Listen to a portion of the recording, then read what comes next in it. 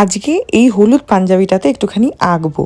এটা অর্ডারের পাঞ্জাবি রয়েছে, আমাকে একজন অর্ডার দিয়েছিল আর এই ফেব্রুয়ারি মাসের মধ্যে আমাকে ডেলিভার করতে হবে। কী আঁকবো ভাবতে ভাবতেই অনেকটা সময় চলে গেল, কিন্তু তারপরে ফাইনাল ডিসাইড করলাম যে পটচিত্র করা যাক। কিন্তু এবার ভাবলাম প্যাটার্নটা একটু অন্য করি, তাই এরকম আলপনা করে একটা বর্ডার ক্রিয়েট করলাম। তারপরে আমি আঁকাটা শুরু করলাম। পাঞ্জাবির বাঁ দিকটা খালি রেখেছিলাম আর ডান দিকটাতেই যা আঁকাআঁকি সব কিছু করেছি।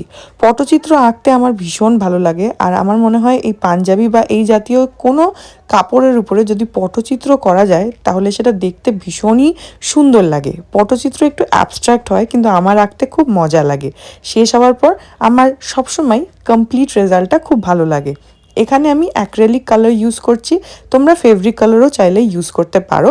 আর আমি এখানে মোস্টলি 0, 1 আর 2 সাইজের ব্রাশগুলো ইউজ করেছি, রাউন্ড ব্রাশ। তোমরা ফ্ল্যাট ব্রাশ যদি সুবিধা হয় সেটাও ইউজ করতে পারো।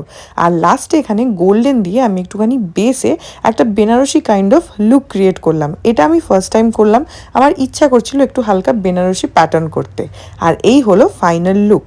দেখো এই গোল্ডেন কালারটা দেওয়াতে এই সাইডটা কীরকম একটা আলাদা গ্লেজ আসছে, যেটা রোদ পড়লে বা আলো পড়লে চকচক করবে। সো তোমরা বলো আমাকে যে কেমন লাগলো। আমার তো ভীষণ ভালো লেগেছে, ডেফিনেটলি কমেন্টে জানিও। টাটা।